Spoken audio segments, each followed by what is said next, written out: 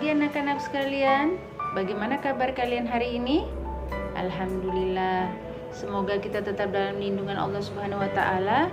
Tetap semangat ya, dan jangan lupa untuk selalu jaga kesehatan kalian.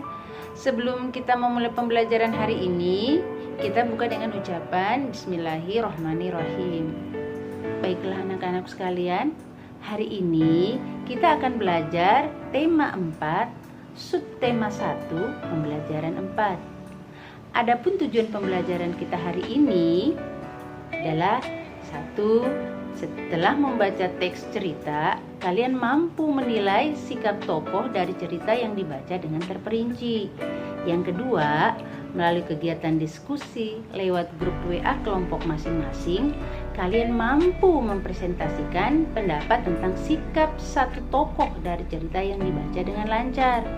Yang ketiga, melalui kegiatan tanya jawab, kalian mampu memberikan pendapat tentang sikap yang sesuai dan kurang sesuai dengan sila pertama dengan benar.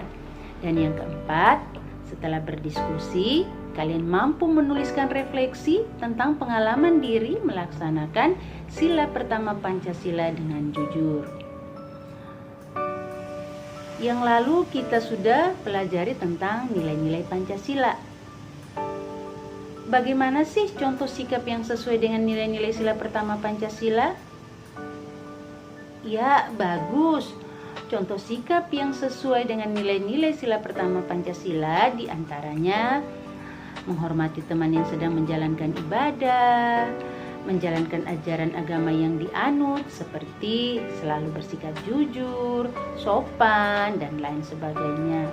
Yang berikutnya, tidak memaksakan agama yang dianut kepada orang lain. Dan yang berikutnya lagi, tetap berteman walau berbeda agama. Dan masih banyak lagi contoh-contoh yang lain yang mungkin sudah kalian lakukan di kehidupan sehari-hari.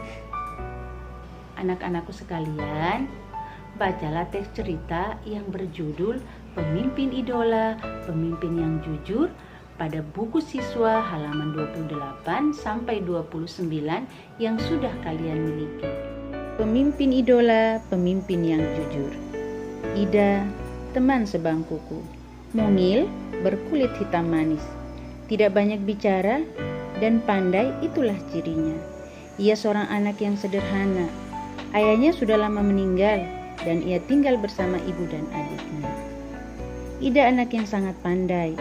Nilai-nilainya yang selalu bagus memberinya kesempatan meneruskan sekolah tanpa biaya. Semua buku pelajaran dan perlengkapan ditanggung oleh sekolah. Ida tak pernah malu dengan kondisi keluarganya. Bahkan ia semakin rajin belajar dan terus berprestasi. Ida juga selalu menjadi tempat bertanya jika teman-temannya mengalami kesulitan dalam belajar. Teman-teman memilih Ida sebagai ketua kelas. Pandai, tenang, dan dapat berkomunikasi dengan baik, serta mampu menjaga ketertiban kelas menjadi modal utamanya. Hari ini, Ibu Tati mengingatkan tentang ulangan matematika. Sebagian siswa tidak siap, termasuk Gugut, si jagoan bola, yang duduk di belakang kami. Waduh, saya belum belajar, Bu. Kemarin saya seharian bermain bola sampai sore. Pulang ke rumah langsung tidur, Bu, protesnya. Ulangan tetap berlangsung. Gugut resah. Ia menengok ke kiri dan ke kanan. Tiba-tiba ditendangnya kursi Ida dari belakang. "Shh, Ida, bantu aku dong. Geser sedikit ke kiri agar aku bisa melihat jawaban di kertas ulanganmu," pinta Gugut. Ida tak bergeming. Ia hanya menggelengkan kepala pelan tanpa menengok ke belakang. Gugut mengganggunya lagi. "Ayo dong Ida, sekali ini saja. Nanti aku beri kamu uang 10.000 rupiah. Kamu bisa jajan kue di kantin," rayunya. Gugut tahu benar, Ida tak pernah jajan di kantin. Ibunya tak pernah memberinya bekal uang jajan. Ida selalu membawa sebungkus nasi dan lauk dari rumah. Namun, di luar dugaan Gugut, Ida tak terusik. Sekali lagi ia menggelengkan pelan. Sampai waktu berakhir, Gugut terpaksa menyerahkan kertas ulangannya dengan lunglai. Pada waktu istirahat, Ida menghampiri Gugut. "Maaf ya Gut, aku bukan tak ingin membantumu. Menyontek dan memberikan contekan kepada teman adalah perbuatan tidak jujur. Bahkan perbuatan tersebut bisa dianggap sebagai korupsi kecil-kecilan," katanya kepada Gugut. "Ah Ida, masa menyontek sekali saja dianggap korupsi? Setahuku korupsi nilainya miliaran dan hanya dilakukan oleh para pejabat berkuasa," kata Gugut. "Gugut, justru kita harus melatih diri. Korupsi dan menyontek sama-sama mengambil hak orang lain.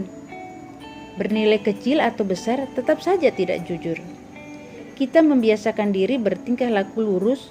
Mudah-mudahan kita besar nanti kita akan tak tergoda untuk melakukan korupsi dalam bentuk apapun." Ida menambahkan dengan panjang lebar. Aku dan teman-teman sekelas yang ikut mendengarkan percakapan Ida dan Gugut terdiam setuju.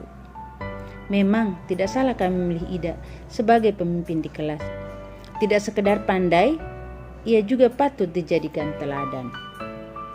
Setelah kalian baca cerita di atas, Ibu Guru ingin bertanya pada kalian. Siapa saja tokoh pada cerita di atas? Ya, bagus. Tokoh pada cerita di atas yaitu Ida, Gugut, Ibu Tati, dan teman sekelas. Yang berikutnya Ibu Guru mau tanya lagi. Apa yang dilakukan Gugut pada saat ulangan? Iya, bagus. Yang dilakukan Gugut pada saat ulangan adalah meminta contekan kepada Ida. Apa yang dilakukan oleh Ida ketika Gugut meminta jawaban? Iya, menolak memberikan contekan kepada Gugut. Lalu berikutnya Ibu Guru bertanya lagi, hal baik apa yang bisa kamu ambil dari cerita di atas? Hal baik yang dapat diambil dari cerita di atas adalah kita harus selalu bersikap jujur dalam mengikuti ulangan, karena menyontek dan memberikan contekan adalah bentuk korupsi kecil-kecilan. Nah, untuk kegiatan selanjutnya, kalian baca kembali bacaan yang berjudul Pemimpin Idola, Pemimpin yang Jujur. Kemudian diskusikan dengan teman kelompok kalian di grup WA kelompok dengan menjawab pertanyaan berikut. Apakah menurutmu sikap Ida sesuai dengan sila pertama Pancasila? Jelaskan. Yang kedua, mengapa kita harus jujur? Dan yang ketiga, apa yang terjadi jika kita tidak jujur? Hasil diskusi kelompok kalian presentasikan dengan mengirim rekaman video ke grup kelas untuk didengarkan dan ditanggapi oleh teman kelompok lain. Selanjutnya, kalian menuliskan refleksi diri tentang sikap jujur dengan menuliskan hal-hal sebagai berikut. Yang pertama, sikap yang sudah jujur. Sikap apa saja sih yang sudah kalian lakukan yang berhubungan dengan sikap jujur? Yang kedua, dampak dari sikap jujur yang sudah kalian lakukan. Yang ketiga, sikap yang belum jujur. Sikap apa saja sih yang belum jujur yang sudah kalian lakukan? Yang berikutnya, dampak dari sikap yang belum jujur yang sudah kalian lakukan tersebut. Yang berikutnya yaitu rencana tindak lanjut. Anak-anakku sekalian, sila pertama Pancasila mengajarkan bahwa pemeluk agama harus taat dengan aturan agamanya. Setiap agama pasti mengajarkan pemeluknya untuk selalu bersikap jujur. Ketika kita tidak jujur, maka akan memberikan dampak bagi diri kita dan orang lain. Anak-anakku sekalian, di grup WA, Ibu Guru sudah mengirimkan LKPD. Tolong kalian jawab dan hasil jawaban kalian foto dan kirim di grup WA kelas ya. Cukup sekian pembelajaran kita hari ini.